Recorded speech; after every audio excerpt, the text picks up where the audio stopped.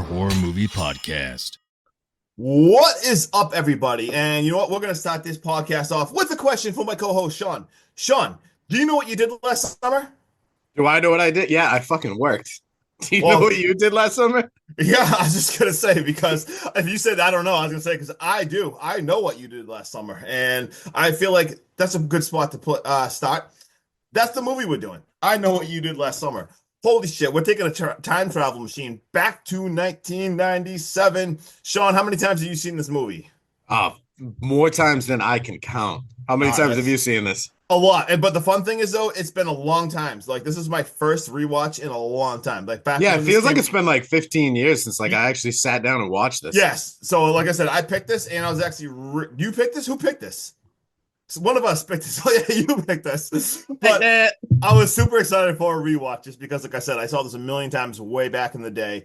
First time in a long time, though, so I'm pretty excited to get into this one. Secretly hoping that this reboot, remake, franchise start thing, something comes out and it's good. I'm just hoping it's good.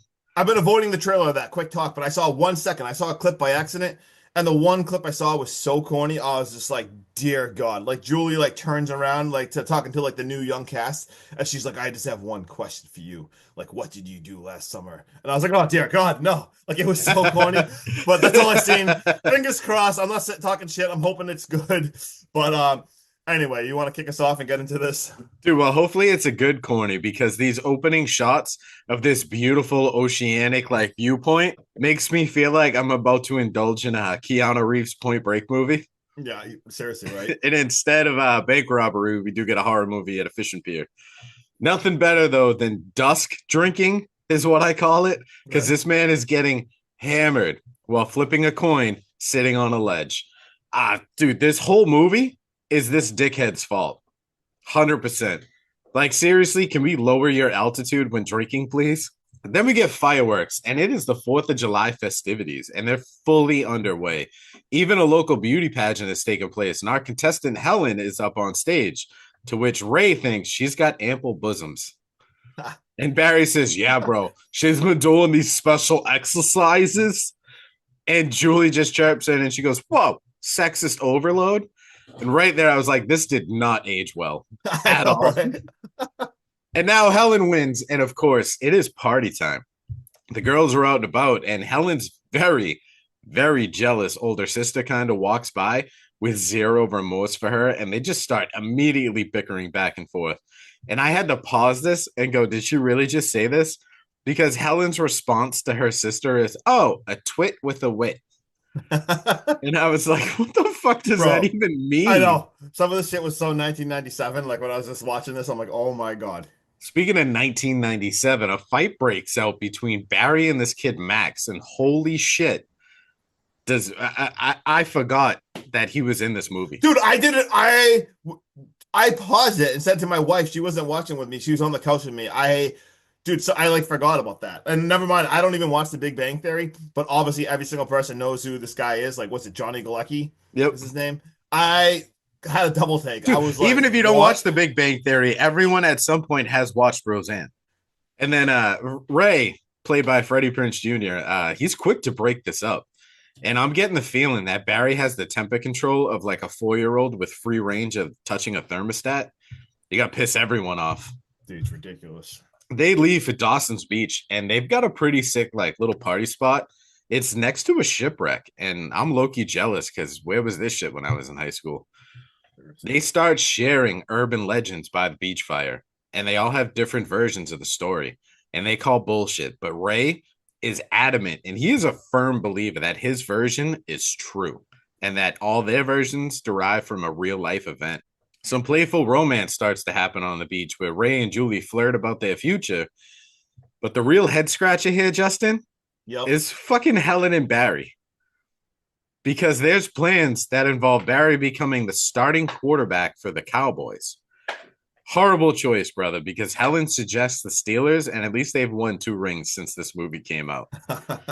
And not only is that even followed up, but they add to the agenda that rehab. This man is going to go to rehab in the future for them to live happily ever after. Yeah, that I'm caught like, me off guard too. I was like, who plans on that? Like they're planning like the future and like so excited. And then will there be rehab? Like, bro, yeah, what? yeah, Get your because shit that together, that man. that needs to be in my future plans. I have to fuck up my life enough to go to rehab to be I happily. thought that was kind of odd. Some of the rewatching this movie, some of the dialogue at times had me scratching my head. Like, what the hell? Yeah, seriously, dude. And Ray gets to drive Barry's car home because Barry is, well, absolutely shit faced. And like even Julie's dialogue when she's in the front seat, she Dude, turns around and she's like, "Alcoholic much?" Or dude, like, "Can some you say alcoholic?"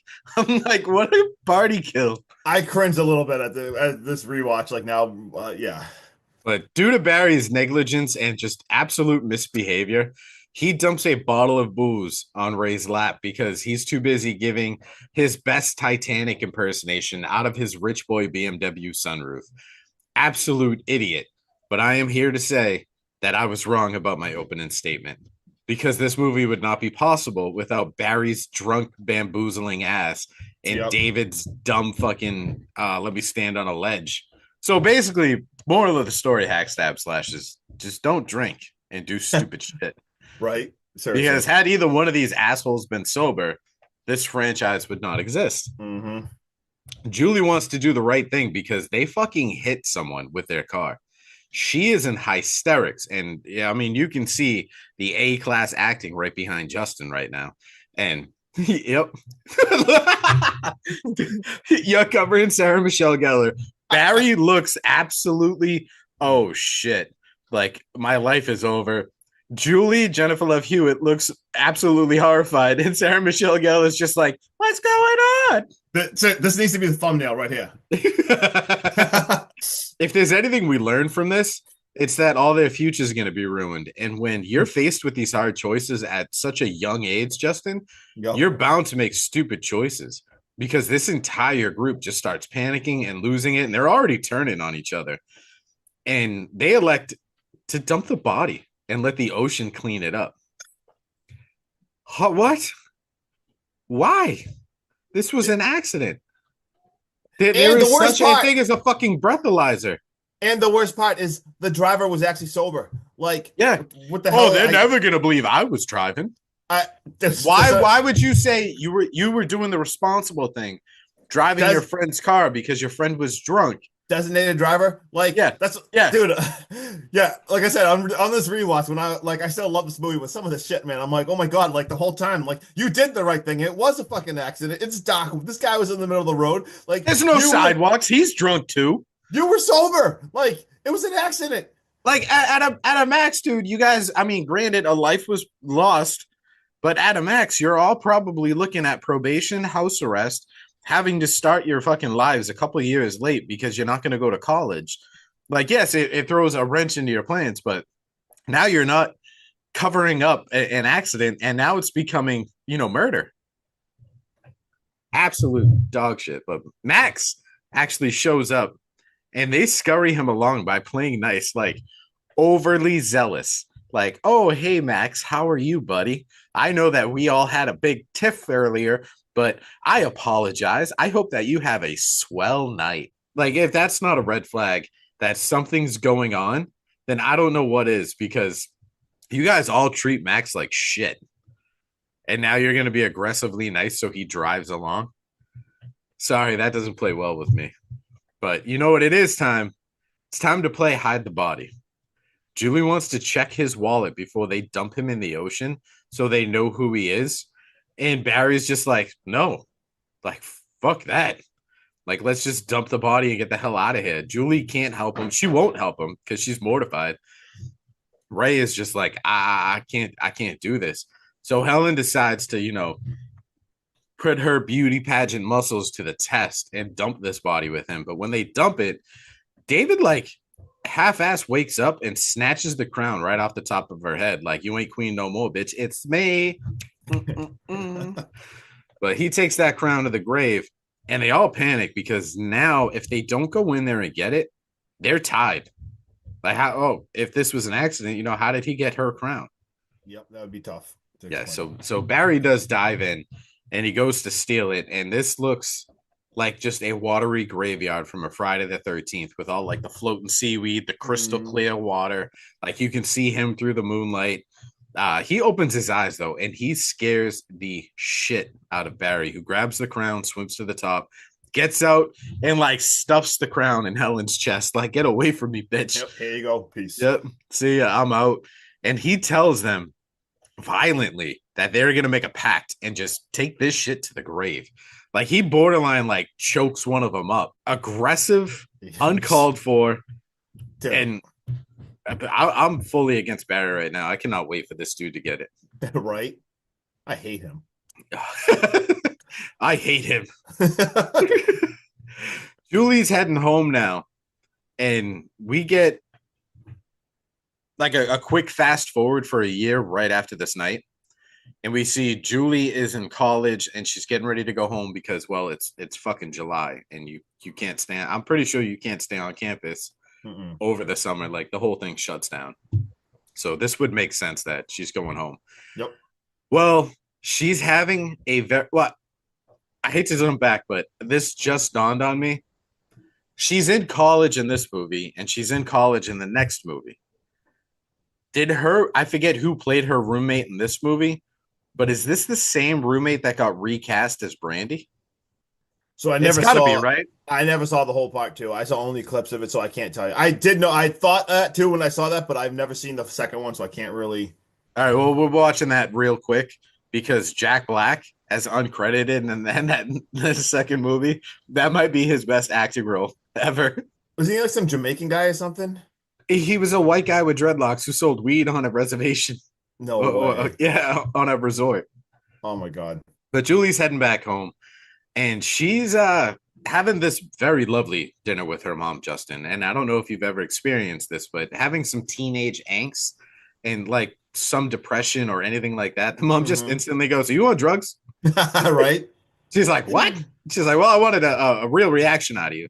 Yeah. She's like, no. Like, what is this, Mom? This is not an intervention.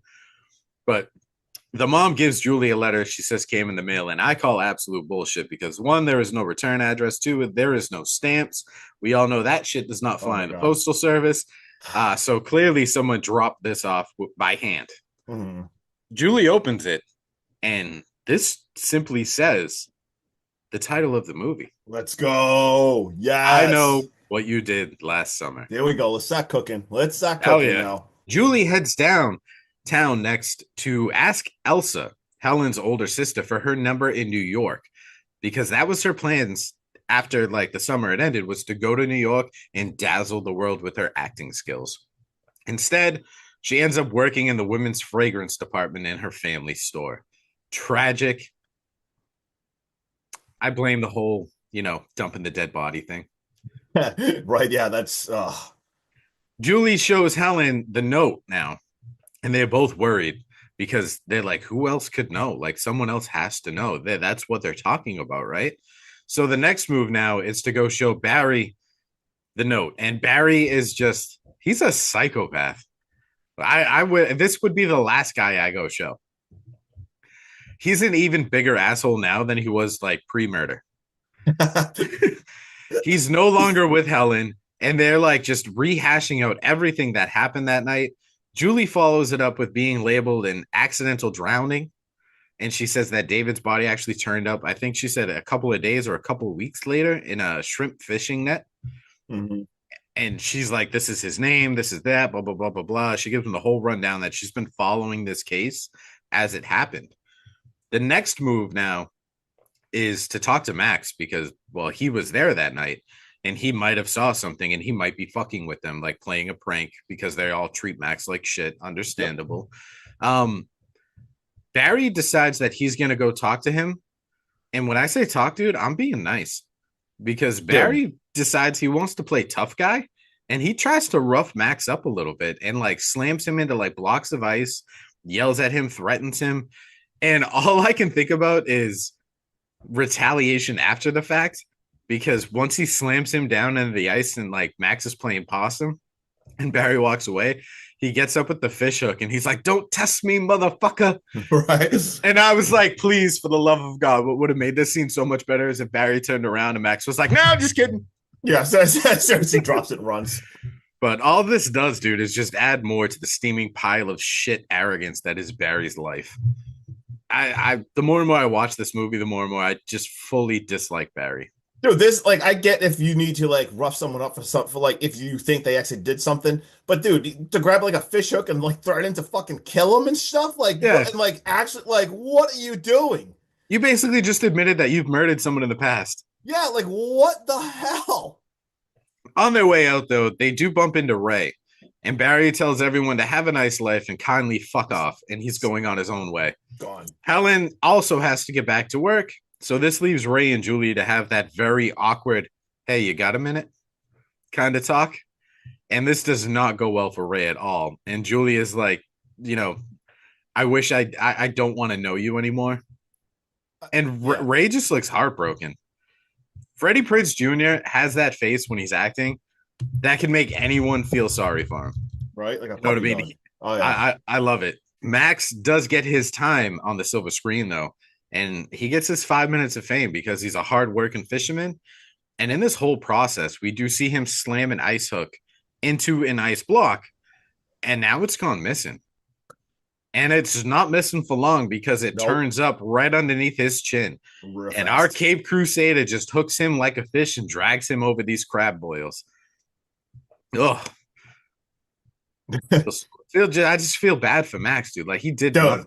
rough. He had a rough go in this movie. Why did he get killed? It's not like he saw anything. And yes, he drove by, and from his point of view, it looks like they're pulled over, and Barry's just puking his brains out. Dude, I had that question too. I'm like, what the hell? Why would you do that to Max? I felt so bad for him, though. But Barry's at the gym now, and he's taking his frustrations out on a punching bag. But he always feels like someone's watching him in the distance because he's constantly looking around and just like you ever get that feeling where it feels like someone is just watching you and you're just constantly looking over your shoulder and nothing is there? That's what Barry's going through right now. And when he gets back to his locker at the end of his workout, he does see a Polaroid stuck in his locker with the words, "I know," written on the back. Barry decides he's going to go investigate this, but he comes up empty-handed. And when he goes back to his locker, he sees his Letterman jacket from college is now missing. And he's pissed, but he's also still convinced that this is Max fucking with him. So Barry hears his car start in the distance. So he goes outside, begins to chase after it. The car floors it in reverse with like just absolute efficiency. I don't think this man is a fisherman. I think he is an F1 race car driver, Right? a stunt driver, a drifter, something. Ain't no way you handling a BMW like that. Pinpoint Dude, accuracy. That was Vin Diesel driving. Oh my God, yeah. And you know what Vin Diesel says about situations like this, right? You need family. Yep. Oh yeah. Barry actually squares up, and we see this car turn on its headlights and start to hunt him down. And this car is fucking with him because he like pins him into the corner near like a fishing shack and just revs the engine at him. Like, I'm going to do it. I'm going to do it. And then he pins it and he puts him through this fishing shack. And you see Barry go flying over the dock and just start screaming for help and just begging this, masked hook maniac for his life. And later that night, though, we do see Julie shows up at a hospital where Ray and Helen are already waiting. Barry apparently survived this attack and is in the hospital trying to recover. They talk it out and they come to one logical decision that they're going to go to the police and get some real help. Yep. Now I'm fully kidding. They decide that this dude hasn't gone to the police either, so they're going to hunt him down and try to finish this once and for all. Let's go. Bunch of dumb kids. That's all I'm saying.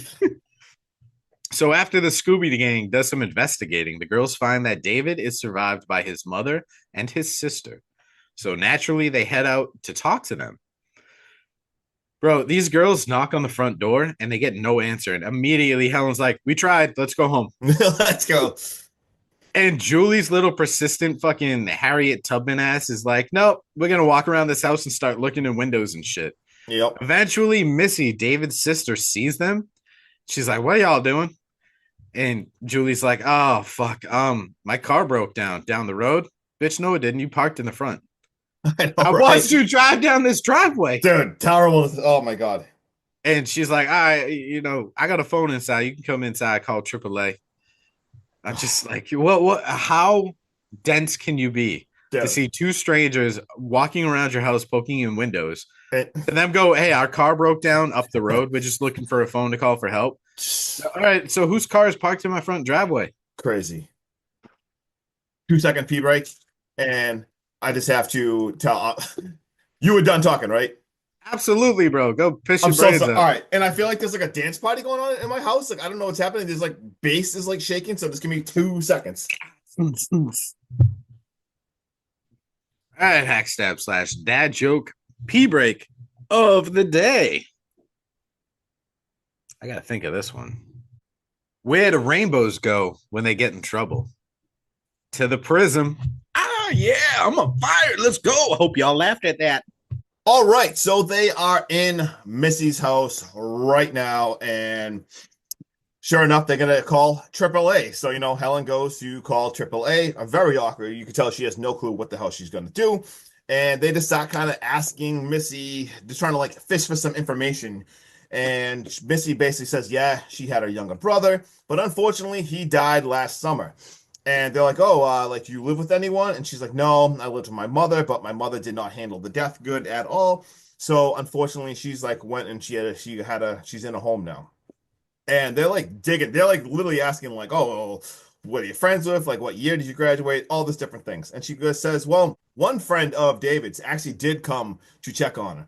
And they're like, oh, ooh, what was his name? And she's like, Billy Blue. And we kind of hit it off at first, but it just kind of like didn't really work.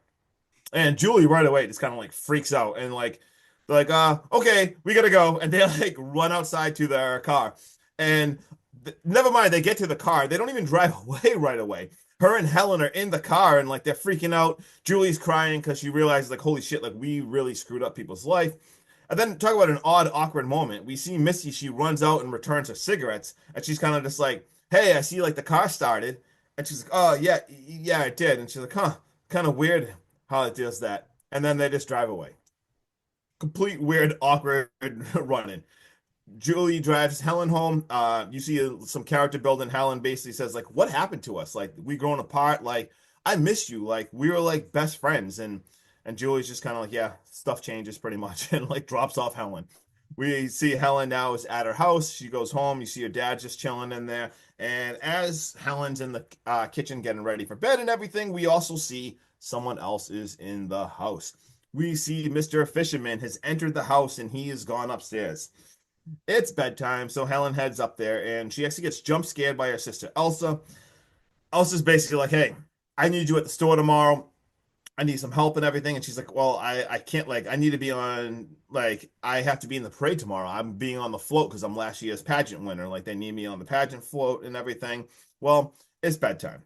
And she wakes up and right away it is a little awkward. She's kind of reaching to her head.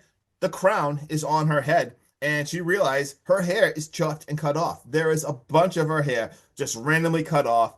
Holy shit, she is panicking.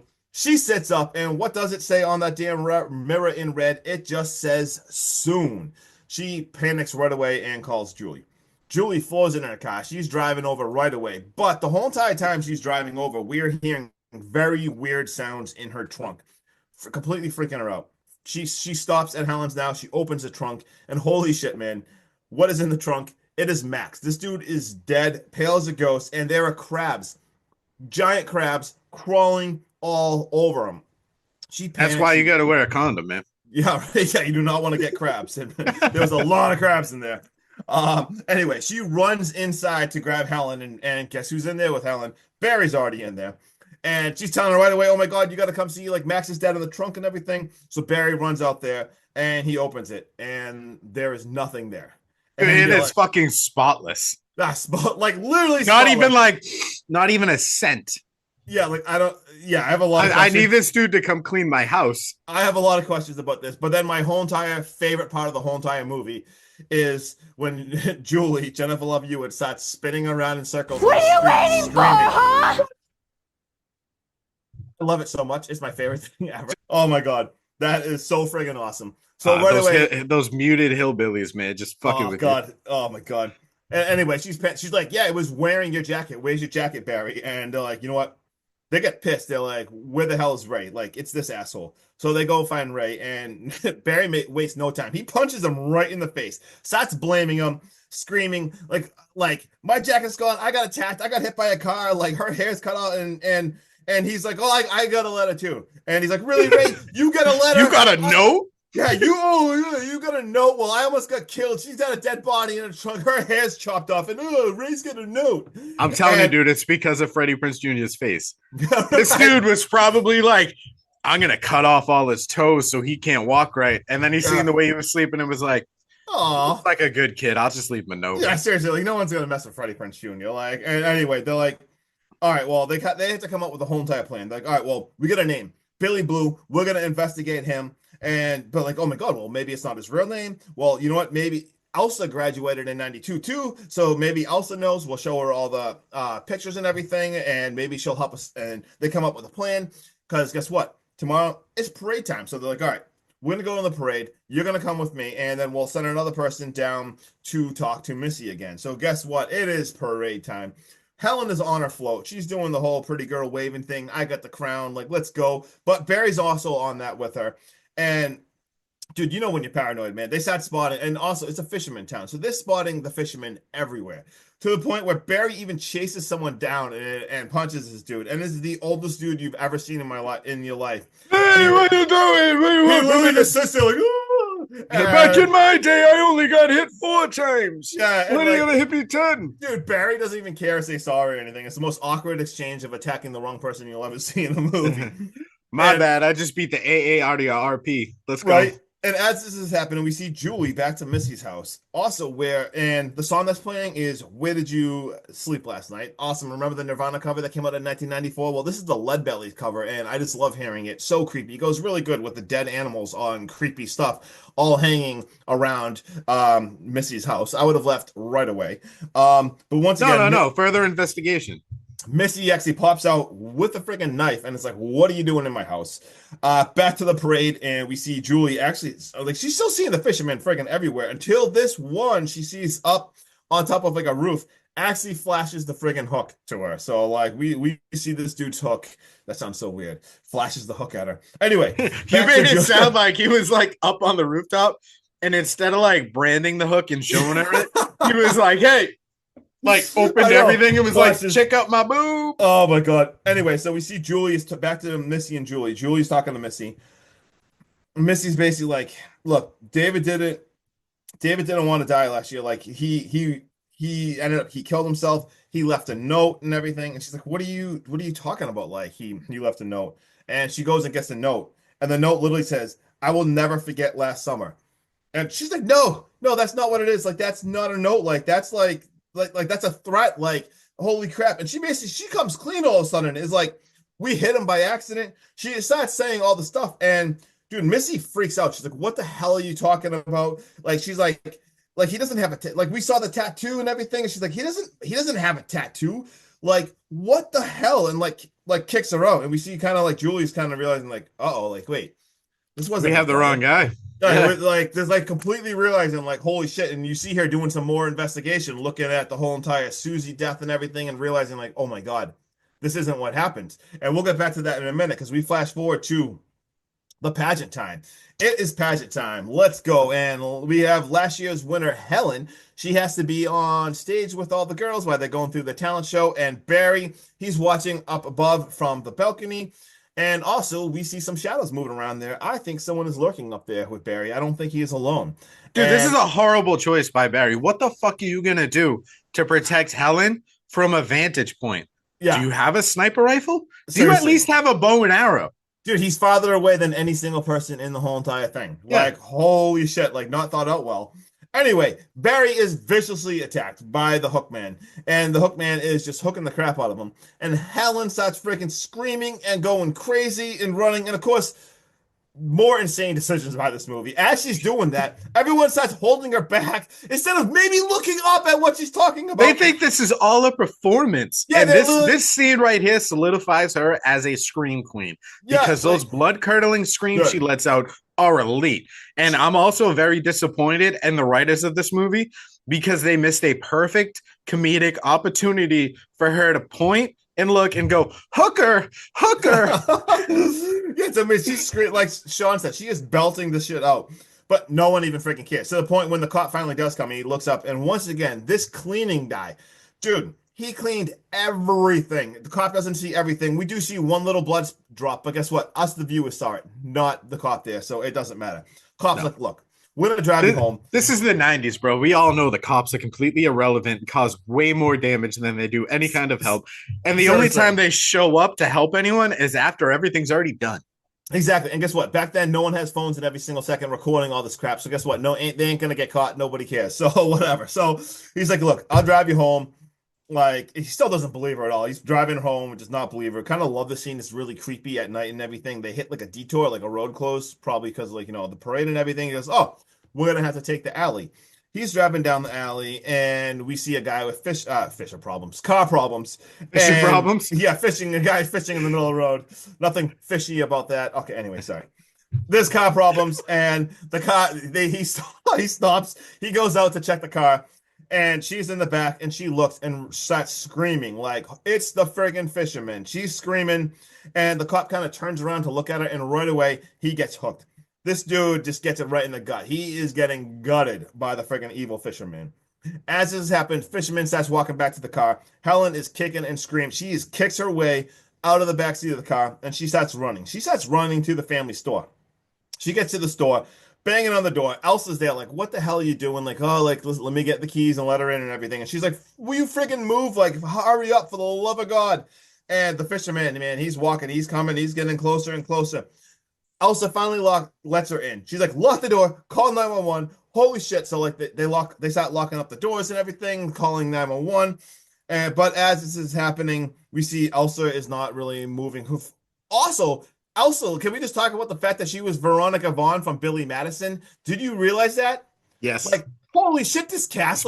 Speaking of Billy Madison and like that whole series, yeah. Did you see Happy Gilmore 2 comes out July 25th?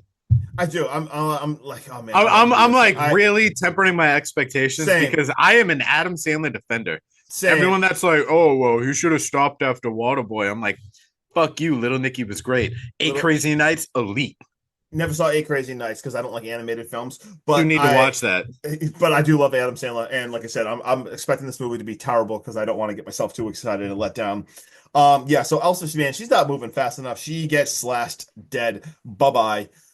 Just move faster next time, okay? For the love of God, have some alertness and awareness here. All of a sudden, the music gets cut out in the store. The lights get cut off. And we see Helen running around panicking. And this scene was kind of badass because the fisherman just likes to mess with him.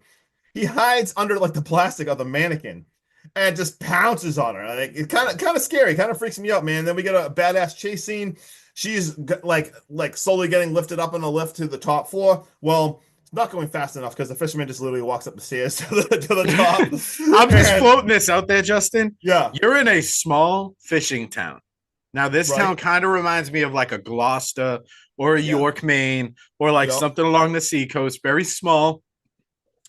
How much fucking money does your family have to have a 2-story department store on a boardwalk? Right. Usually a boardwalk is nothing but souvenir stores, fried dough, ice cream, and then a couple of clam shacks.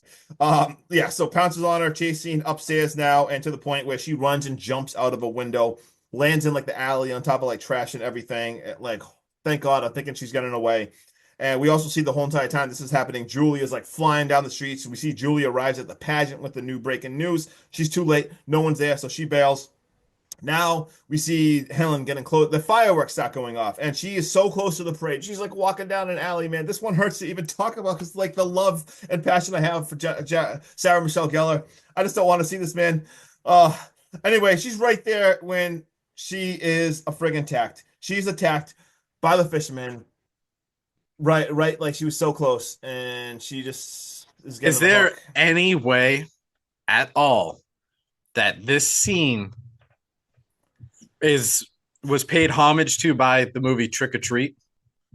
Do you remember when the guy that's dressed up as like the evil vampire? Yeah. Do you think that scene paid homage to this? I think, dude, like oh man, yeah, like no wonder why that scene always gets me. You're right, that scene is so similar. Because when this scene happened, I almost was picturing that other scene. I was like thinking something was going to happen that didn't, and then I'm like, oh, I was thinking of the wrong movie because I've seen Trick or Treat so many times. Oh yeah, 100%. That's a great point. Anyway, so bye, Helen. At this point, Julie is bye, Helen. See you later. Helen. Yeah, move on. Let's see your shocked face. Ready? Turn behind me. Anyway, Julie runs, man. She's running all around, and she finds Ray, who's working on the fishing boat. He's not participating in any of the 4th of July fun. She's like, we didn't kill David. We didn't kill David. It was Susie's father, Ben Willis. And he killed Egan, and then we hit him, but maybe he's still alive. And Ray's like, whoa, like what is happening? So we didn't kill anyone, and all of a sudden he's like really shady. He's like, well, come inside first. And then all of a sudden she right away is like, wait, huh? What? It's you. You're Billy Blue. You went to Missy's. And he's like, I can explain. Yeah, sorry. I'm like, oh, I'm fine. Hairball. And he's like, I can explain. And all of a sudden, like, she just books it and runs. And then he starts chasing after her. And then I'm like, oh my God, like, is Ray like, was Ray like? Not our innocent Freddie Prinze Jr. It couldn't be. Talk about a twist. Like, what a twist. This movie is just twist after twist after twist after hook and a twist. Anyway, chasing Julie. And also some random dude just like walks out and like, boom, clothesline knocks over Ray. And like, pretty sure he like, Julie turns around and he's like, easy, my child. Something like, dude, his delivery is ridiculous. And he's like, get in the boat. Hurry inside. And she just listens. She listens with no hesitation. Like, she just jumps in the friggin' boat. Like, she turns on Ray so fast and jumps in the boat. Right away, she's boat, dude. She sees like a fisherman hat. Right away, dude, there's tons of pictures of all of them. Newspaper clips, articles of all the shit that's happened over the last year, and pictures of all of them at different points. Like, this dude was doing his homework on this whole entire situation, on all of them, where they've been, pictures of them, like, holy shit, maybe run for your life and jump off the boat right away, but no, that doesn't happen. All of a sudden, she turns around, and like I said, the boat, they're cruising out, they're out to sail right now. And all of a sudden, he turns around, she's like, Ben Willis, it's you. And he's just like, good, you've been doing your homework too. And as this is happening, I don't know if maybe he doesn't talk just as much as like a pirate. I just love. Yeah, I'm waiting for you to just be like, "Do you ready, kids?" Yeah, aye, Captain. I'm not even gonna lie. I worked out right before this podcast, and I listened to Ailstorm. If you guys haven't listened to Ailstorm, I really strongly suggest listening to Ailstorm. It's pirate metal, but right, going back, we see Ray. He starts a motorboat, and he is off. We got a boat chase. He is motorboating after them. That is awesome. Come on, Helen. I'm not done with you. And let's see Helen's shocked face again. Hold on, ready? Just remember, she does special exercises for those ample bosoms, so you could motorboat them, Justin. Oh my God, I can't even handle this. Anyway, Ray now is climbing. He's caught up, and he is climbing up the nets now to get aboard. And right away, I think I missed some. No, I'm not missing some. So like, Helen is running and hiding, and Ray is instantly attacked. Yeah, Julie is running for her life. She is hiding. We see Ray gets knocked overboard after freaking attacked. And that's when he starts all of a sudden climbing the nest down. So this dude's already caught up. He gets knocked off the boat. You see him climbing the nets. This dude will not give up. Like, dude, Ray is such a badass. Julie is hiding, and she's moving around and hiding in different parts to the point where she finds all, like, she gets like in like the ice with all like the ice cubes and everything, where obviously they would throw the fish and everything. And she blocks the door. And what else is in all this ice part? Not just dead fish, because we start seeing all the dead bodies. Everyone that he's killed is on ice right now. And we see Ray, man. He is a Rain Man. What is it? Sorry, I'm on my mind right now. Rain Man gets aboard. Ray gets aboard again. This dude you can't stop him. You can only wait. Does he get like aboard, or does he get like a board? Hey, he grabs a board on a board. No, he didn't grab a board. I'm sorry. He's aboard now. People are just like, what is this guy even talking about? I'm not going to lie. It's a terrible shot.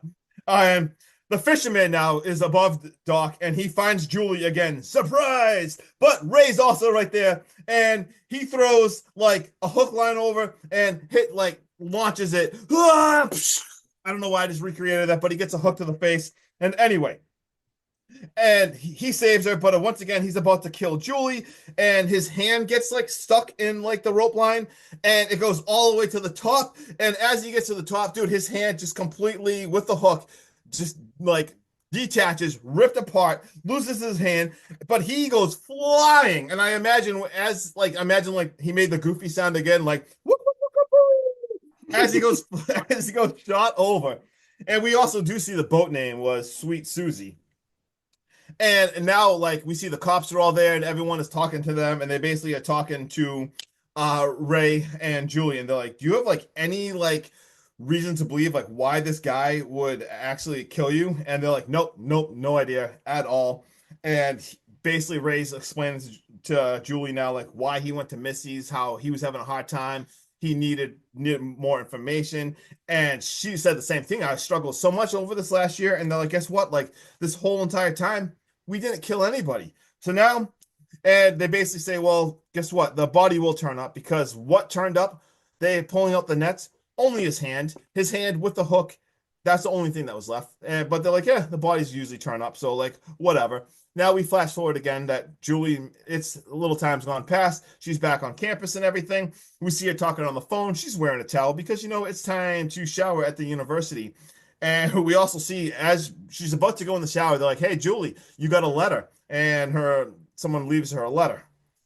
Oh my god, I can't even speak. I'm so sorry. Oh my god. Anyway, so as the water's going, it's getting nice and steamy in there. She goes to look at the letter and she opens it up.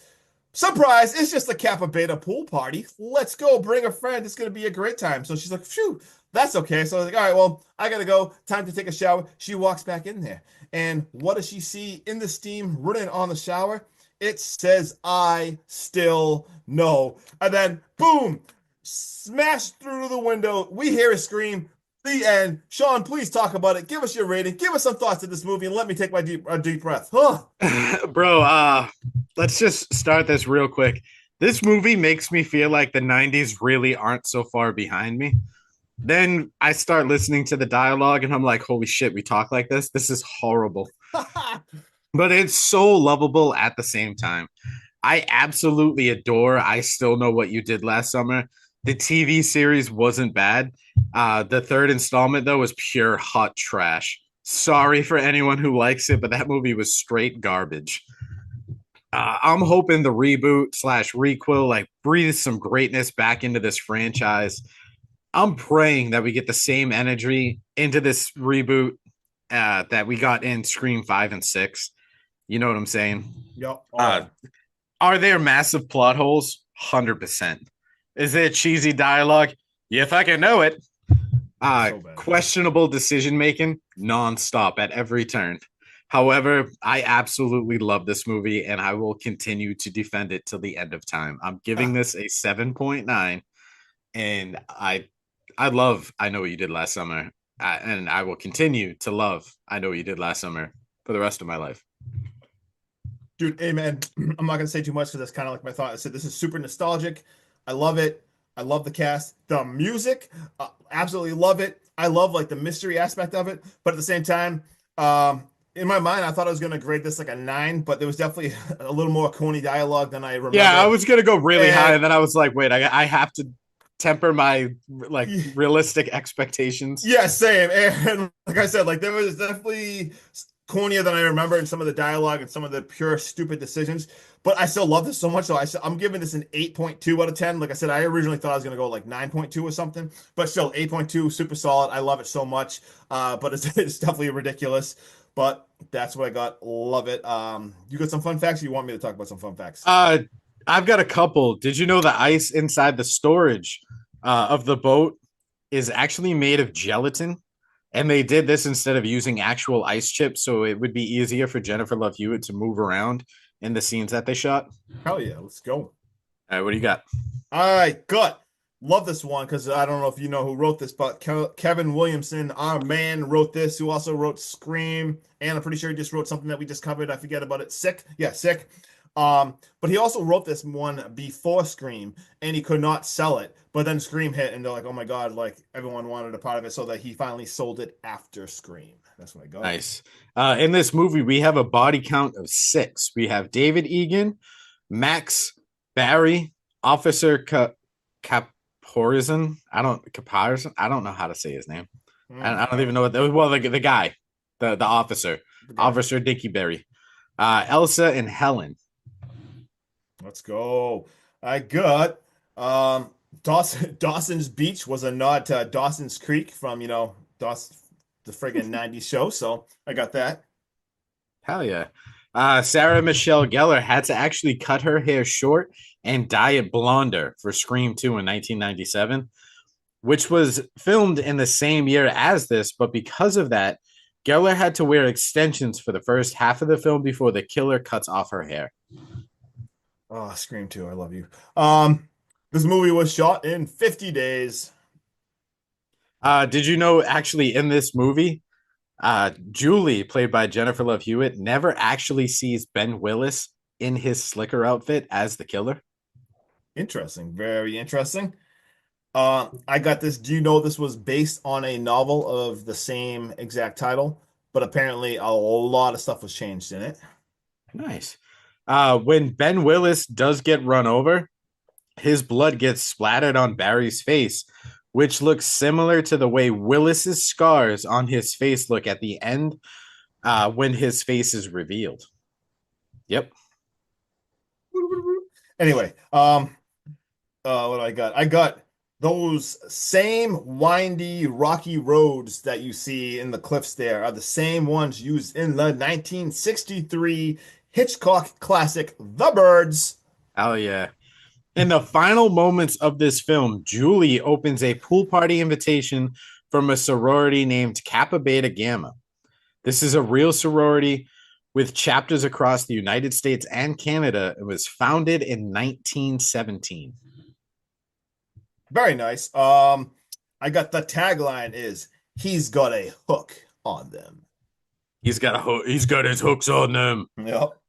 What else do I got? We're kind of covering a lot of crap. There is so much stuff. I just got one more. You got one more? All right, go ahead.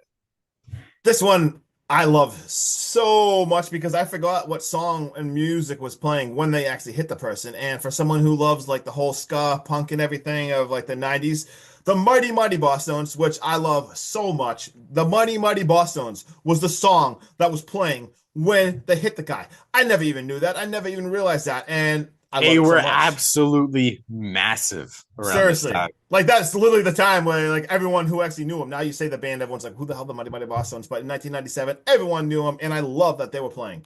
And that's all. That's all I got. My last fun fact is about love because I love love. I know you love love, and who doesn't love love when love is met on set? Sarah Michelle Gellar and Freddie Prinze Jr. This was their first movie together, and this was the first time they met. They have since been happily married to this day. So just also, I will clapping for them is a big thing for me because like we're gonna talk about this right now. So when I was younger, obviously like when you're a teenager and young and stuff, like you have people you love. Mine, well, I'm gonna turn anyone watching. It was her right here. I love her so much. I had Buffy had my heart. Like I would never watch a lot of Buffy and everything just because it was a kind of a corny show, but people do love it. But any single time I turn on, I wouldn't turn away from it. I had a Buffy calendar just because it featured her. I loved her so freaking much. So I hated Freddie Prinze Jr. I was so jealous. I hated him so much. Like I was like despised it. Like I couldn't. I was like that son of a bitch. Like because that's how much I freaking loved her. So you know what? But like now that I'm like old and mature, I just great for them. That's fucking great. And that's all I got. All right, that's all we got. Until next time, Hack Stab Slash. Just remember, someone's always watching, and I know what you did last summer. Let's go. Peace.